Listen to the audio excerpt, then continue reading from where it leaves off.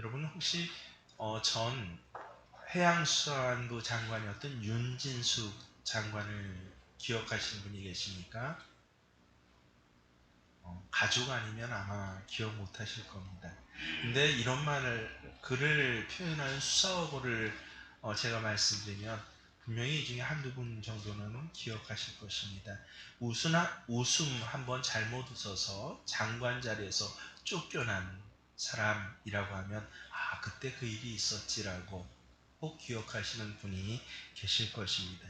여러분 대통령이 직접 고르고 골라서 임명한 장관 자리에서 쫓겨났다라고 한다면 무엇인가 크게 이 정책의 결정에 있어 잘못을 범했다든지 무리를 일으켰다든지 혹은 개인적인 도덕성이나 윤리성에 전 국민이 보기에 탄핵할 정도의 그런 대상이 될 때에야 장관 자리에서 쫓겨나게 되는 것입니다. 근데 이분은 그동안 하자가 거의 없는 분이었습니다. 문제가 된 것은 아주 작은 문제였어요. 당정 협의회 보고 때 그 당시 여수에 기름이 유출됐던 사고를 여러분 기억하시죠? 이 사고의 원인과 앞으로 어떻게 할 것입니까? 라고 이 묻는 국회의원들의 질의 앞에서 답변을 할 때 살짝 웃으면서 대답했던 그녀의 태도가 되어서 장관 자리에서 너무도 수치스럽게 쫓겨나게 된 것입니다. 마침 그때 제가 그 장면을 우연히도 TV에서 보고 있었습니다. 그때 분명히 기억하는데 그분이 웃은 게 달리 웃은 것이 아닙니다. 상대방의 질문에 대해서 조롱한다든가 혹은 그 질문이 듣기 싫어라고 하는 그런 표현의 웃음은 절대 아니었던 것입니다. 아마 그분의 버릇인 것 같습니다. 사실은 그분도 자신의 업무와 관계된 사건에 대해서 굉장히 당황스러워하고 있었는데 이렇게 당황스러워할 때 나도 모르게 나타나는 웃음이 있잖아요. 흔히 썩은 미소라고 하는 그런 계면적인 웃음이 상대방에게 오해를 불러일으키고 겨우 10개월 장관 업무를 보면서 그동안 이 오해가 문제가 되니까 또 얼마나 우리나라 언론계가 대단합니까? 10개월 동안 그분이 그런 식의 웃음을 지었던 장면을 연속적으로 편집해서 몇 번 국민들에게 보여주고 나니까 이게 논란이 되어가지고 장관직에서 쫓겨나게 되는 그런 사건이 되었던 것입니다. 저도 그렇고 여러분도 분명히 경험해 보지만 사람이 굉장히 난처한 상황에 되면 때때로 억지 웃음을 띠는 경우가 있습니다. 왜 그렇습니까? 나도 모르게 내 당황스러운 모습을 감추고자 하는 그러한 자연스러운 그 심리에서 나오는 그런 행동들이 분명히 우리에게도 있습니다. 근데 문제는 무엇입니까? 개인적인 행동이 아니라 한 나라의 장관이라는 업무상 이 업무와 관계되고 그 직위와 관계되어서 이러한 난처한 질문을 자주 당했을 때 자주 한두 번 실수를 하고 그 엄격한 질문 앞에서 자신의 기질적인 혹은 자연스러운 그러한 어색한 웃음을 받아들일 수 있는 상대방은 없었기 때문에 그렇습니다. 엄중한 문제에 대해서 또 심각한 문제에 대해서 질책과 지적을 하고 있는데 실실 웃음을 띈다고 한다면 그 질문 자체가 우스운 질문처럼 여겨질 수밖에 없습니다. 그래서 그 다음부터 윤진숙 장관과 국회의원들의 대화가 뭔지 아세요? 요새 그런 거를 또 TV에서 자주 보게 되어서 참 가슴이 아픈데 왜 웃냐? 웃지 말라. 나 안 웃었어요. 이게 세상에 당정협의회 우리나라 정책을 결정하는 주요 회의장에서 일어났던 주요 대화예요. 웃지 마. 안 웃었어요. 웃지 말라니까 안 웃었어요. 너무도 기가 막히지 않습니까? 그런데 재미있는 것은 이 사건을 그 당시 제가 검색해 볼 때 더 황당한 이야기가 그 인터넷 바로 두 번째 이 단락에 있어서 눌러보았습니다. 이 로또 500 뭐 몇십 차인데 그때 당첨한 1등 당첨금이 한 명이었어요. 140몇 원이었습니다. 근데 이 당첨금을 정말 어처구니 없는 일로 놓친 한 여인의 사연이 거기에 올라와 있습니다. 이제 결혼 한 달 반 정도를 앞둔 여인이었는데요. 금요일 저녁에 예비 신랑과 데이트하던 중 휴대폰으로 로또 업체에서 보내주는 1등 요새 뭐 예측 번호 같은 거 가끔 보내주지 않습니까? 근데 이 여인이 그걸 재미삼아 늘 했던 모양입니다. 마침 옆에 있던 신랑이 나 편의점에 담배 좀 사러 갔다 올게 라고 하니까 그 편의점에 가는 길에 이 로또 번호를 적어주면서 이 로또 번호 체킹 마킹해 갖고 한 장만 나 사오라고 부탁을 했다고 합니다. 그래서 신랑이 사왔고 그 다음날 늦은 시간에 이 문자 메시지로 뭔가 메시지가 왔어요. 뭐냐면 당신이 1등에 당첨되었습니다. 축하드립니다. 라는 메시지입니다. 당첨금이 무려 142억 1천만 원이었다고 합니다. 결혼 한 달 반 앞두고 있는데 얼마가요? 142억 1천만 원이 정말 당첨이 된 것이에요. 얼마나 좋습니까? 흥분이 됩니까? 그래서 이 흥분되는 마음으로 집에 달려가서 거기 일기장 사이에 끼워놨던 그 체킹된 로또를 꺼내 보았습니다. 그래서 맞춰보는 거예요. 혼비백산했다고 합니다. 왜냐하면 번호가 달랐어요. 아무리 봐도 자신이 예비 신랑에게 분명히 보여준 이 로또 번호인데 신랑이 나에 갖다 준 로또 마킹된 로또 용지의 번호가 다른 것입니다. 100번을 쳐다봐도 달랐어요. 휴대폰엔 분명히 1등 번호가 확실한데 근데 실제 손에 들고 있는 그 로또 용지에는 그 번호가 아니었습니다. 이게 어떻게 된 일이야? 뒤늦게 이제 신랑하고 통화를 하면서 이 박 씨는요, 로또 140억 원을 놓친 이유가 너무도 황당해갖고 사연을 올린 것입니다. 이 로또 사이트에서 보내준 번호를 적어줬잖아요. 근데 그걸 보고 신랑이 편의점에서 이제 로또가 얼마죠? 전 잘 모르겠는데 뭐 1,000원 주고 사가지고 마킹을 번호를 보면서 해야 하는데 예비 신랑이요. 단지 귀찮다는 이유로 자기 마음대로 그냥 마킹해 갖고 가져온 것입니다. 귀찮아서 140억 원을 날려버린 것입니다. 한나라 장관이 자리에서 쫓겨난 것과 한 여인이 로또 1등 당첨금을 날려버린 것, 어쩌면 전혀 상관없는 이 두 사건에는 하나의 공통점이 있습니다. 무엇입니까? 바로 태도의 문제요, 기질의 문제입니다. 그럴 의도는 전혀 없었어요. 근데 잘못된 태도요.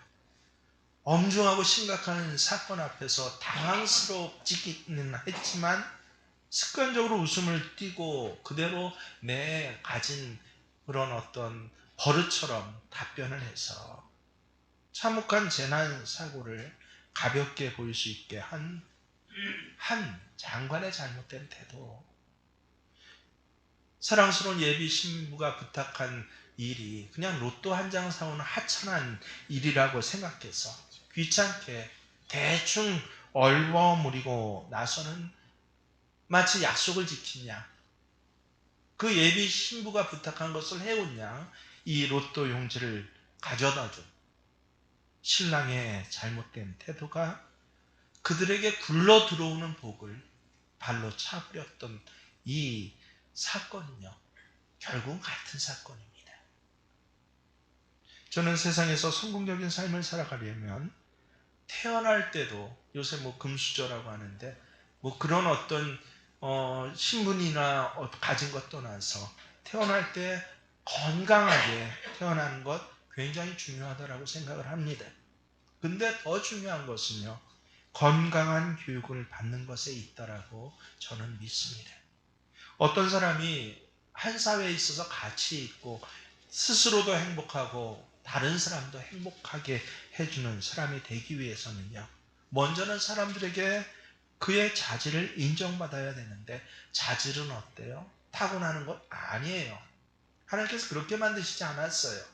왜냐하면 혈통으로 하나님의 백성들을 만드시지 않았다라고 예수님이 직접 말씀해 주시기 때문에 그렇습니다.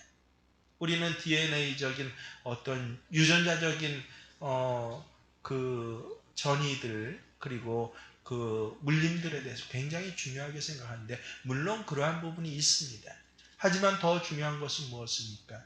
그의 삶의 향방을 좌우할 자질은요, 타고나는 것이 아니라 바로 배우는 것이고, 이 배우는 것은 교육으로 길러진 것이기 때문에 그렇습니다. 여러분, 그래서 부모들이 정말 온전한 시각을 갖고 있는 부모들은요, 아이들을 성적 교육만 시키지 않아요. 그렇게 성적 교육만 시켜서는요, 앞으로는 더더욱 그렇습니다. 아이들이 비록 우리나라 최고의 학부에 가고 무슨 성공 코스를 겪는다고 할지라도 그 인생을 절대 한 가정을 만들고 한 남편이 되어서, 아내의 남편이 되어서, 한 또 남편의 아내가 되어서 건강하게 그 가정을 세워가는 것, 주변 사람들을 복되게 하는 가치 있는 사람이 된다는 것은 불가능합니다. 그게 하나님 만드신 법칙이에요. 그래서 부모는 아이들에게 이것을 길러줘야 하는 거예요. 가장 기본적인 삶의 태도요. 타고나는 것이 아니라 배워지고 훈련받는 것입니다. 야생동물을 길들이기 굉장히 어렵습니다. 저는 동물을 길들여 본 적이 없지만 여러 길들인 사람들을 보면요, 또 옛날 그런 카우보이 영화 같은 데서 많이 나오지 않습니까? 야생마를 길들일 때 그 잡아서 얼마나 많은 훈련을 시켜야 하는지 모릅니다. 근데 사람은 야생마보다 훨씬 길들이기가 어렵습니다.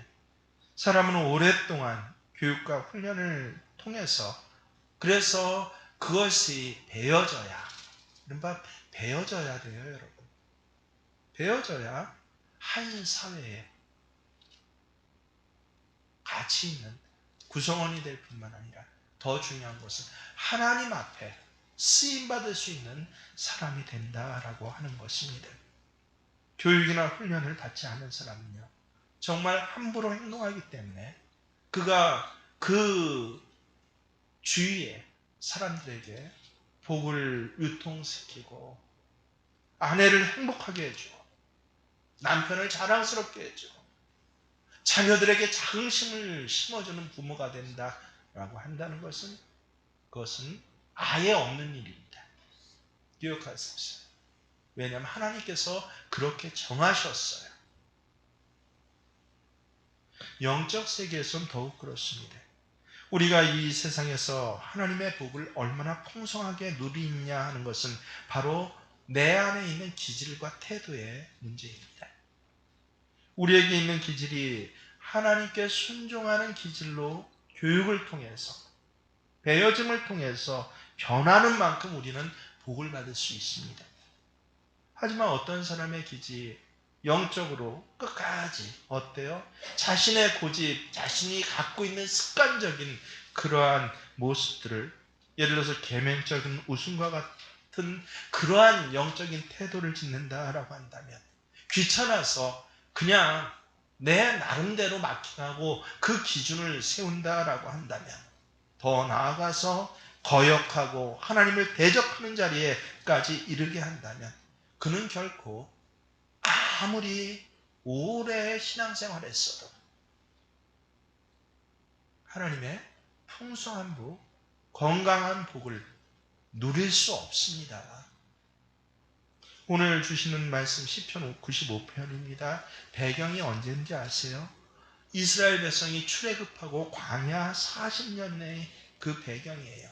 40년 동안 뭐 했습니까? 대적하고 불순종한 결과 가나안 땅에 들어가지 못하고 광야에서 모든 죽었다라고 하는 것을 회상하는 고백시가 오늘 시편 95편입니다.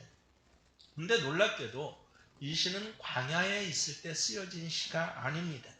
언제 쓰여진지 아십니까? 그 광야 생활이 끝나고 그 후에 800년 후에 쓰여진 시입니다. 그때가 언제입니까? 이스라엘이 바벨론에게 최종적으로 남유다가 722년에 망하고 나서 586년이죠. 북이스라엘 722년, 남유다가 586년에 망하게 되는데 망하고 나서 바벨론에 끌려가서 그때 쓰여진 시예요. 왜요? 쫓겨나고 노예가 되고 나서야 우리가 이렇게 비참한 신세가 된 것이 왜 그런가라고 가만히 그때서야 자기 조상들의 삶을 살펴보니까 야, 광야에서 내 할아버지들이 할머니들이 했던 행동과 내가 복받고 있을 때 복의 자리에 있을 때 했던 행동이 전혀 다르지 않았구나라고 그것을 그때서야 깨달았던 것입니다. 모든 것을 다 빼앗기고 나서야 그들은 야, 들어온 복도 누릴 수 있는 복도 내가 발로 차버렸구나라고 하면서 회개하고 깊이 하나님 앞에 그렇게 탄식하면서 지은 시가 바로 시편 95편인 것입니다. 이것은 우리에게 아주 중요한 교훈을 줍니다. 우리가 예수 믿는 것으로 예배 드린 것으로 모든 것이 끝나는 것이 아닙니다. 더 중요한 것은 무엇입니까? 우리가 말씀으로 잘 길들여져서 하나님의 말씀에 순종하는 자들이 되는 것입니다. 그러면 우리는 이 세상 광야와 같지만 광야와 같은 세상에서도 큰 복을 받게 되는 것입니다. 이 세상이 포로로 끌려온 노예와 같은 자리에 내가 있지만 그 노예와 같은 끌려온 자리에서도 어떻게 하십니까? 하나님께서 많은 사람들 앞에서 높여주셔서 그래서 놀랍게도 저는 되고 싶지는 않지만 우리 청년들이 우리 교인들이 다니엘과 같이 되기를 원합니다. 저 바벨론 땅 노예 자리에서도요. 어때요? 제국 세계가 변할 때까지 총리를 역임했습니다.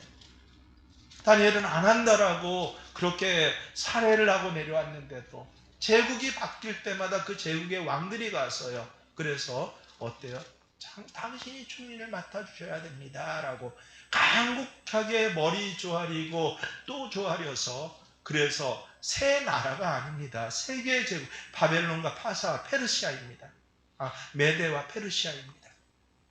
세상에 이 세계의 제국을 거치는 동안 세상을 경영했던 그런 사람이요. 어느 자리에서? 흙수저 자리에서요.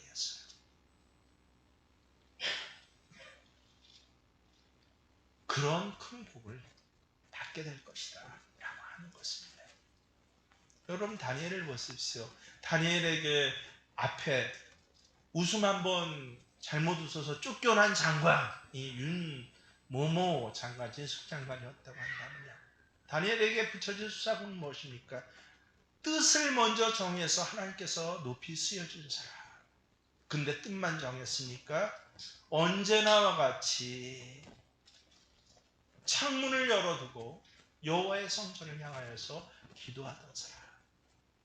뜻만 정한 것이 아니라 그의 몸에 왕이 이제부터 왕 아닌 다른 어떤 신에게 기도하는 자는 죽이겠다라고 조서에 그 도장을 찍은 것을 알면서도 상황과 또 여러 가지 삶의 자리에 다가오는 그런 풍랑들과 상관없이 늘 하듯이 몸에 배인 대로 하나님 앞에서의 그 자질 그대로 그것을 지켜갔던 그런 다니엘과 같은 사람이 받는 복을 여러분이 받으시길 주의 이름으로 축원합니다.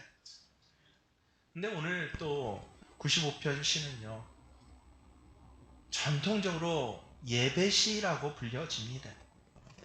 우리 찬송가 교동문 오늘 몇 번 했죠? 8번 교동문을 함께 교독했는데 39번 교동문을 보면요, 바로 시편 95편 그대로가 실려져 있습니다. 예배 때 부르는 시라는 것이에요. 여러분, 왜 찬송가 뒤에 성경 뒤에가 아니라 찬송가 뒤에 교동문이 있는지 또 궁금해하시고 잘 모르시는 분이 있는데, 찬송은요 원래 뭐예요? 교동문이에요. 원래가 거기에 이스라엘에서 곡조를 붙인 거, 그게 시편입니다. 그래서 교동문이 그 찬송가 뒤에 붙어져 있는데, 이 시편 95편은 그래서 예배시예요. 하나님께 불순종해서 못된 기질 그대로 고집해서 우리가 모든 것을 빼앗겼다라고 회개하는 시가 왜 예배시가 됩니까? 바로 예배를 통해서 이런 주신 복을 차버리는 기질들을 오히려 흙수저의 자리에서도 복 받을 수 있는 기질로 변화될 수 있다라고 하는 고백이 이 시편 95편에는 들어있기 때문에 그렇습니다. 하나님께서 홍해를 건넌 이스라엘 백성들에게 원하신 것은 딱 하나 있었어요. 뭔지 아십니까? 나는 너희의 하나님이 되고 너희는 나의 백성이 될 것이라. 그것을 좀 더 정확하게 하나님께서는 오늘 너희는 나의 양떼야, 예수님이 직접 부르셨어요. 나는 선한 목자이고 너희는 나의 어린 양이야. 그것이 바로 오늘 6절 7절 말씀에 나와 있습니다. 눈으로 확인해 보십시오. 오라 우리가 굽혀 경배하며 우리를 지으신 여호와 앞에 무릎 꿇자. 그는 우리의 하나님이시요 우리는 그가 기르시는 백성이며 그의 손이 돌보시는 양이기 때문이라. 너희가 오늘 그의 음성을 듣거든. 하나님께서 이스라엘 백성이 홍해를 건너 구원받았다고 해서 모든 것이 다 되었다라고 하시지 않았습니다. 이스라엘 백성이 홍해를 걷는 것은요, 일종의 새로 태어난 출생이에요. 영혼의 출생입니다. 그들은 에집트 바로의 노예로 있다가 이제 홍해를 건너면서 마치 아기가 어미의 자궁에서부터 나오듯이 그렇게 새롭게 출생한 것입니다. 근데 출생보다 더 중요한 것이 뭐예요? 바르게 교육을 받고 자라는 것이에요. 하나님의 훈련은요, 지적인 내용으로 되어 있지 않습니다. 모두 무엇입니까? 인간성의 교육이고 기질과 태도의 훈련인 것입니다. 사람이 야생동물을 길들이려면 어떻게 해야 합니까? 아마도 끊임없는 훈련을 반복해야 할 것입니다. 길길이 날뛰는 말 위에 사람이 올라타서 그 말을 굴복하게 해야 합니다. 말 듣지 않으면 채찍질을 하고요, 또 잘 들으라고 먹이를 주는 식으로 동물은 길을 들입니다. 하지만 사람은요, 기억하십시오. 채찍질로 먹을 것으로 훈련될 수 있는 존재가 아닙니다. 사람은요, 하나님 앞에 드리는 예배를 통해서만 훈련될 수 있다는 거 아십니까? 어떤 교육학자도 이야기하지 못했어요. 사람의 기질은 변하지 않아요. 오로지 예배를 통해서만 그 인격이 변한다는 것이에요. 여러분 꼭 기억하십시오. 예배를 통해서만 있는 법도 차버리는 그런 기질들이 예배를 통해서만 주시는 모든 복을 담을 수 있는 그런 기질들로, 인격들로 바뀌어질 수 있다. 그래서 이 회개시가 예배시가 된 것입니다. 우리가 예배드릴 때 우리는 세 단계의 훈련을 받게 됩니다. 첫 번째는 무엇입니까? 꼭 기억하세요. 하나님 앞에 무릎을 꿇고 경배하는 훈련입니다. 6절에 보십시오. 우리가 굽혀 경배하며 우리를 주신 여호와 앞에 무릎을 꿇자라고요. 여러분, 하나님 백성의 모든 능력은 경건에서 나옵니다. 다른 데서 나오지는 않습니다. 그러니까 그가 얼마나 하나님 앞에 무릎을 꿇느냐, 그리고 얼마나 하나님 앞에 하나님을 경배하고 바르게 섬기냐 하는 것이 하나님 백성의 능력과 실력을 좌우하는 그런 기준이 되는 것입니다. 믿음은 아무런 노력도 하지 않는 데서 그냥 생기는 것이 아니에요. 어느 날 한번 설교 말씀 오늘 한 구절이 내 인생과 같아서 마음에 듣고 훌쩍거리면서 그 눈물을 한 방으로 생기는 것이 믿음이 아닙니다. 믿음은 우리가 자꾸 우리의 기질이 순종하는 기질로 바뀌어질 때까지 하나님의 말씀 자꾸 듣고 하나님 앞에 자꾸 무릎 꿇는 데서 생기는 것입니다. 우리는 마치 중증 장애인과 같아서 하나님께 무릎 꿇는 것이 너무도 어려워요. 우리는 기도하는 것이 얼마나 어려운지 모릅니다. 우리가 사람을 만나서 흉보고 재밌는 이야기하고 잡담하는 데는 시간 가는 줄을 모릅니다. 하지만 하나님 앞에 무릎 꿇으며 기도하고 찬양하는 데는요, 지겨워요. 힘듭니다. 그래서 예배가 뭐예요? 다른 게 아니라 무릎 꿇는 훈련을 하는 것입니다. 경배하는 훈련을 하는 것입니다. 그래서 그 모든 무릎 꿇는 훈련은 이 예배 시간을 통해서만 가능하다. 언제부터요? 젖먹이 아이 때부터요. 가능합니다. 저는 아이를 낳기 이전에는 성서와 말씀 연구를 통해서만 또 교회학교 현장에서만 이것이 가능하다는 가능성을 보았습니다. 하지만 아이를 낳고 훈련하면서 정말 그렇구나. 젖먹이 때부터 가능하구나. 라는 것을 직접 체험하고 그 다음부터는 그렇게 이 교회학교 아이들을 교육시킵니다. 예배를 통해서만 가능하구나. 여러분, 그래서 이 예배 시간은요, 다른 시간이 아닙니다. 하나님 앞에 무릎 꿇는 것을 훈련하고 몸에 배이는 연습의 시간이에요. 얼마나 기가 막힌 시간인지 모릅니다. 예를 들어 찬양할 때 여러분 노래방에 가서 노래를 어떻게 하십니까? 전 노래방에 몇 번 가본 적이 없어요. 가족들과 함께 억지로 애들과 함께 이 애들을 또 맞춰주기 위해서 몇 번 가봤습니다. 근데 제 기본적인 의지는 굉장히 내향적이고 소심해요. 그리고 세상 노래를 거의 모릅니다. 알지를 못해요. 노래방 가서도 부른 노래가 두 개 있어요. 하나는 뭐예요? 미래소년 코난입니다. 어렸을 때 들었던 푸른바다 저 멀리 지금도 기억해요. 그리고 또 하나는 찬송가입니다. 아빠는 매일 그 노래야. 그것밖에 모르는데 어떻게 해요? 이게 노래방 가서 노래 부르는 제 모습이에요. 하지만 어떻습니까? 예배 자리에서는 뭐 하는 시간이라고요? 찬송은 내 마음의 기쁨을 표현하는 시간이 아니에요. 착각하지 마십시오. 하나님을 경배하는 시간입니다. 내 마음이 어떤지, 내 삶의 자리가 어떤지, 지금은 하나님 앞에 내 모든 환경과 조건을 내놓고 무릎 꿇고 그를 경배하는 시간이 바로 청약의 시간이고 그것이 예배의 중심인 것입니다. 나는 참 슬프고 마음 아프지만 이 찬송가의 가사대로 하나님 영광 받아주세요. 기가 막힌 시간입니다. 애들을 보세요. 여러분 한 3살, 4살만 되면 10분 이상을 앉아있지 못해요. 그 자리에. 막 움직이고 싶은 게 애들의 기질이에요. 그런데 놀랍게도 예배 시간을 통해서 어떻게 변한 줄 아세요? 10분, 20분이 뭡니까? 저는 어린애 예배도 1시간 한 20분을 드립니다. 1시간 내내 말씀을 꼼짝없이 듣고 눈이 초롱초롱하고 듣고 있어요. 처음 오는 애들은 견디지 못합니다. 하지만 적어도 1년 정도 예배 듣는 애들은요. 그것이 뭐예요? 마음이 즐거워서? 아니요. 몸에 배었어요. 뭐 하는 시간이다? 예배는 하나님 앞에 무릎 꿇는 시간이구나. 내 기질, 내 상황, 내 마음들을 내려놓고 하나님 앞에 무릎 꿇고 그것에 순종하는 시간이 바로 예배의 시간입니다. 머리가 어지럽고 아파요. 자꾸 옆으로 눕고 싶지만 아니 하나님 영광 받아주세요.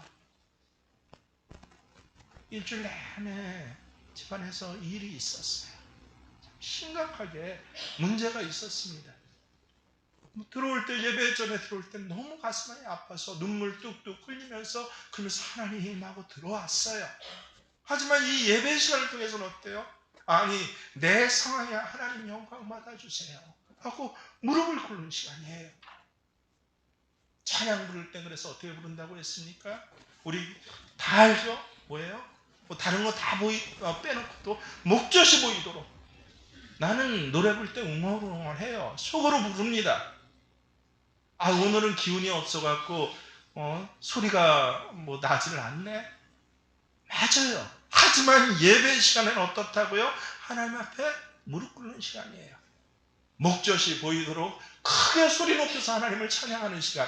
아, 이게 예배의 시간이구나. 왜 그렇게 찬양하라고 하세요? 다른 게 아니에요. 하나님 큰 노래를 좋아하셔서 그런가요? 아니요. 깊은 탄식도 하나님 들어주십니다. 하지만 예배 시간은 어떻다고요? 바로 내 기질을 변화시키는, 조금만 있으면 들어온 복도 차버리는 내 기질들이 있잖아요. 조금만 별면 교만해지잖아요. 조금만 상황이 나아지고 몸이 나아지면 세상으로 나가잖아요. 조금만 높은 자리에 오르면 어때요? 밑에 사람 우습게 보이잖아요. 그러다 조금 없어지면 비굴해지잖아요. 그러다 조금 문제가 생기면 내 문제가 세상에서 제일 크다고, 부모도 필요 없고 남편 아내 간에서도 필요 없잖아요. 그래서 그나마 있던 복도 다 차버리는 그런 내 기질을 뭐하는 시간이다? 하나님 앞에서 어떤 복도 받고, 그리고 쫓겨간 곳에서도 높여지고,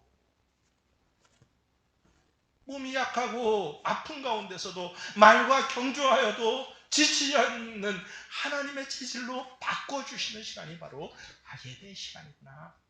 말투 하나가 달라집니다. 예배 잘 드린 사람들이요. 기본 기질은 있지만 어때요? 하나하나 바꿔주시죠. 왜? 하나님 앞에 무릎 꿇음으로. 그러기 위해서 참 중요한 것은 7절 보십시오. 하나님의 음성을 듣는 시간이 그래서 예배 시간이라고 해요. 함께 보시면 너희가 오늘날 그 음성을 듣기 원한다라고. 하나님은 이스라엘과 하나님의 관계를 예수님이 아주 결정적으로 말씀해 주셨죠. 이스라엘을 통해서도 계속 말씀해 주셨지만 너희는 나의 양이고 나는 너희의 목자야. 여러분, 양의 특징이 뭔지 아십니까? 언젠가 다시 한번 또 다 잊어버릴 것 같아서 이 하나 또 우리가 살펴보겠지만요, 다른 것 없어요. 양은요, 세상에 있는 모든 동물 중에, 포유류 동물 중에서 제일 약해요. 모든 짐승들이 하나님께서 뭐를 주셨어요? 자구책을 주셨어요. 빠르든지 몸의 색깔을 변하든지 아니면 목소리가 크든지 아니면 지혜롭든지 눈이 좋든지 해서라도 이 땅에 살아갈 수 있는, 스스로 살아갈 수 있는 자구책을 모든 짐승에게 주셨는데, 놀랍게도 양에겐 그런 자구책이, 동물적인 자구책이 하나도 없습니다. 어리석어요. 멍청해요. 눈도 나빠요. 세상에 제일 힘이 없는 동물이 눈이 나쁘대요. 그때 딱 하나 있는 게 뭔지 아세요? 목자의 음성은 구분 안 됩니다. 양을 직접 키워보신 분들의 말이에요. 다른 거 하나도 없는데 내 목자의 음성인지 아닌지 이것을 구분합니다. 그래서 목자의 음성에 집중할 수 있는 것이 양이에요. 마찬가지로 하나님 백성은요, 이 땅에서 어떤 세상적인 자구책이 하나도 없을 수 있어요. 그거 한탄하지 마십시오. 좋은 가문에서 못 태어났어요. 부모 잘 만나지 못했어요. 머리가 똑똑해갖고 습득하는 게 남보다 빠르지 못해요. 육체가 건강해서 그래서 어떤 그러한 일에 특별히 뛰어나지도 않습니다.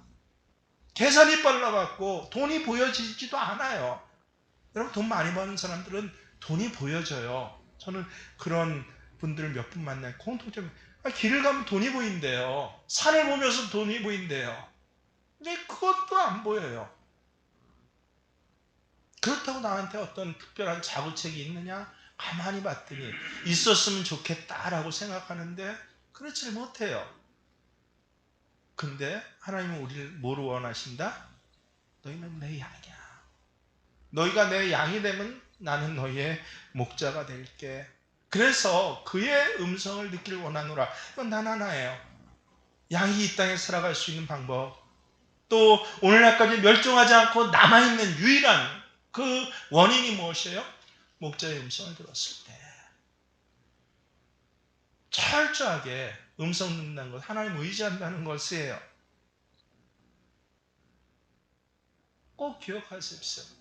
왜 하나님 의지하지 못합니까? 아주 크게 세 가지 이유가 있어요.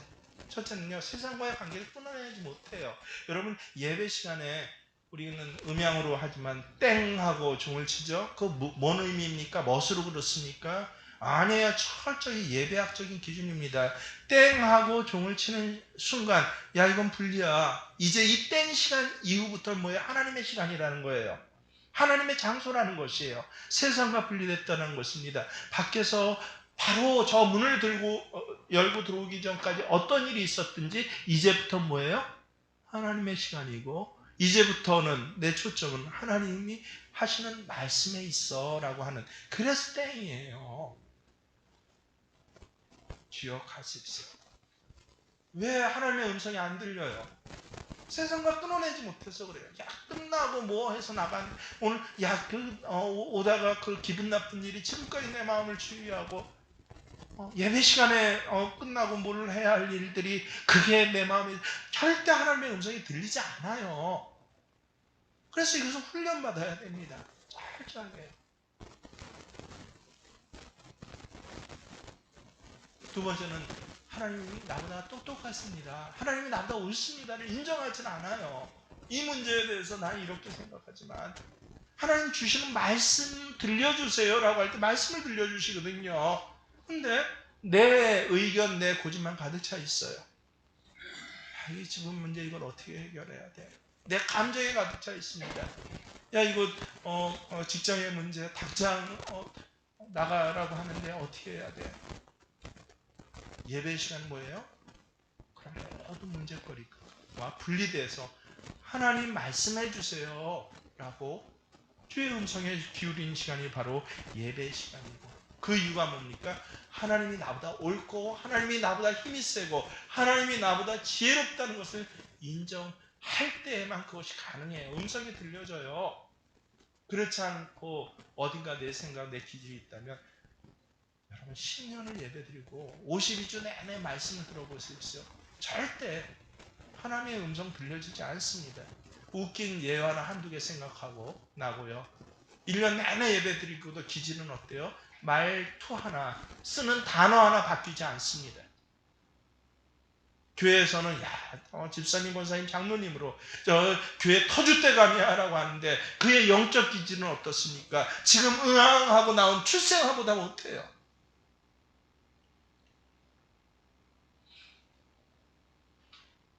그렇구나. 세상과 철저히 분리되는 시간, 그걸 훈련받는 시간이 바로 이 예배 시간인 것입니다.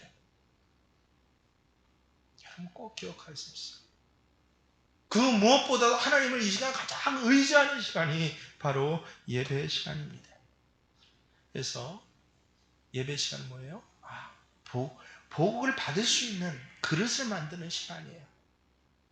그럼 그릇이 숭숭 뚫려 있다고 해보십시오. 억수 같은 비가 쏟아져도 어때요? 채워지는 게 하나도 없어요. 남들은 다 은혜 받는데 나는 채워지는 게 하나도 없어요. 그냥 세상 모습 그대로예요. 오늘 조금 기분 좋고 헤헤거리면 마치 믿음 있는 사람 같죠? 조금만 문제 생겨보십시오. 믿음이 어디 있습니까? 세상 사람보다 못하죠. 남편과 아내의 관계에 있어서 그렇게 되죠. 부모와 자식의 관계에 있어서 그렇게 되죠. 직장에서 그렇게 되죠. 그래서 결국은 그나마 있던 복도, 예배 자리에 앉았기 때문에 주시는 복들이 있어야 하나님이요. 그것도 어떻게 해요? 발로 차버린다. 삶 전체가 다 잃어버리고 나서 이 비탄시를, 예배시를 여러분 결코 비탄시로 부르지 마십시오. 그래서 기억하십시오. 예배는 회복입니다. 하나님이 제일 기뻐하시는 것이 예배입니다. 그래서 예배는 이 히브리어로 뭔지 아세요? 아바다라는 것이에요. 아바드라고 하는데 섬긴다라는 뜻입니다. 마귀 사탄은 우리가 그래서 예배 드리는 걸 제일 싫어해요. 예배 잘 드리는 사람 당해낼 수가 없기 때문에 그렇습니다. 무슨 일이 있어도 예배 드리는 사람들을 당해낼 수가 없어요, 사탄은요. 그래서 무슨 일이 있으면 예배 빠지게 하는 게 사탄의 책동입니다. 구약성서 욥기에 보면 이것이 잘 나타나 있습니다. 하나님이 예배를 제일 좋아하시는 것을 욥은 알았어요. 그래서 복받을 때 어떻게 했어요? 하나님 앞에 언제나 제사를 드렸습니다. 구약은 짐승의 피로 제사 드리고 신약은 예수의 피로 예배 드립니다. 하나님께서는 이렇게 하나님 앞에 예배드린 욥에게 동방의 가장 큰 부자로서 가장 행복한 자로서 살아갈 복을 허락해 주십니다. 근데 마귀가 시험하죠. 여러분 시험 내용이 뭔지 아세요? 뭐 세 가지가 있는데 다른 게 아니에요. 하나님 앞에 예배 못 드리게 하는 것입니다. 소와 양을 먼저 모두 훔쳐가요.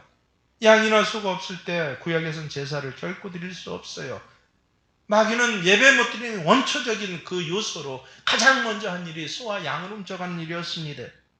욥이 예배드리지 못하게 되자 욥이 누렸던 복도 모두 사라지게 됩니다. 재산뿐만 아니라 자식들까지 모두 불러가십니다. 욥에겐 불치병을 주었습니다. 성경은 분명히 마귀가 욥에게 병을 주었다라고 기록하고 있습니다. 그리고 모두가 욥을 무시하기 시작합니다. 예배부터 파괴하고 나서 모든 다른 것들을 기타 파괴해가는 것입니다. 이렇게 욥의 고난은 예배가 끊어지는 것부터 시작되는 거 아십니까? 그런데 욥기 맨 마지막 42장에 욥의 회복이 나타나죠. 언제부터 회복된지 아세요? 그럼 우리는 그걸 착각하는 분들이 많은데 성경 그대로를 보십시오. 42장에서부터 회복돼요. 하나님께서 욥의 친구들에게 명령하신 게 뭐예요? 욥에게 예배드릴 수 있도록 재물들을 줘라는 것이에요. 다른 게 아닙니다. 욥의 친구들이 욥에게 사과하면서 우리가 잘못했어, 네가 옳았어라고 표시로 그래서 양 7마리, 수수 7마리를 가지고 오죠. 그걸로 욥이 처음으로 고난 이후에 번제를 드립니다. 이 번제를 드리고 나자 욥의 모든 것들이 차례차례 회복되기 시작합니다. 건강도 재산도 인간관계 모두가 회복됩니다. 물질적으로는 두 배를 받습니다. 자녀도 훨씬 더 많은 수에 훨씬 더 아름다운 자녀를 주었습니다. 140세를 건강하게 살았습니다. 모든 것이 회복됩니다. 회복을 넘어서 큰 축복이 됩니다. 그래서 예배는 기억하시 회복입니다. 예배는 변화입니다. 예배 드림이 복이 됩니다. 세상에서 복을 발로 차버릴 기질로 잘못 길러진 우리들을 변화시켜서 무슨 일을 하든지 하나님께서 함께 하셔서 만사 형통하게 되리라 라고 하는 복의 기질로 바꿔주신 것이 이 예배 시간입니다. 사랑하는 예배자 여러분, 2023년을 어떻게 살기로 하셨습니까? 그리고 그 결정한 것을 어떻게 이제 하나하나 배워서 몸에 배어진 예수의 흔적과 같이 새겨진 흔적으로 살아가시겠습니까? 다른 것 없습니다. 예배에 성공하십시오. 예배에 성공하면요.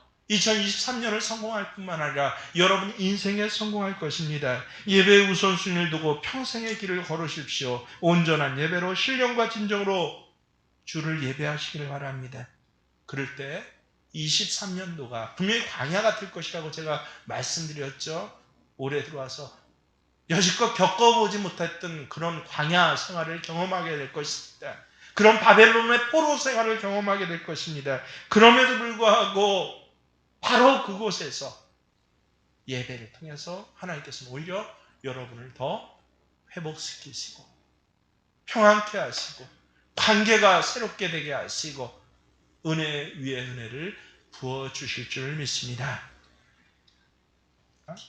나의 몸과 나의 정성 다 바쳐서 주님 경배하는 예배 시간 되게 하시고 그래서 예배를 통하여서 세상에서 하나님께서 우리에게 허락하신 모든 복들을 다 받고 차고 흔들어 넘쳐서 남에게까지 이 복을 전하는 통로되는 삶을 2023년 동안 훈련하며 몸에 새기며 살아가게 하여 주시옵소서. 결단한 것으로 끝나지 않게 하시고 예배 자리에 시간으로 공간으로 도착한 것으로 끝나지 않게 하시고 이 예배 시간에 그렇게 하나님만이 나의 소망이시고 하나님 이 시간이 하나님의 시간입니다 라고 고백하는 참으로 아름다운 예배자 되게 하여 주시옵소서. 이제는 우리 주 예수 그리스도의 은혜와 하나님 우리 아버지 지극하신 사랑하시는 성령님께서는 이 귀한 예배자들의 감동 주신 주님의 말씀 앞에 함께 교통하심으로 그 삶의 자리를 하나님의 사람으로 살아가게 하시는 인도하심이 함께 하시기를 간절히 축원하옵나이다. 아멘.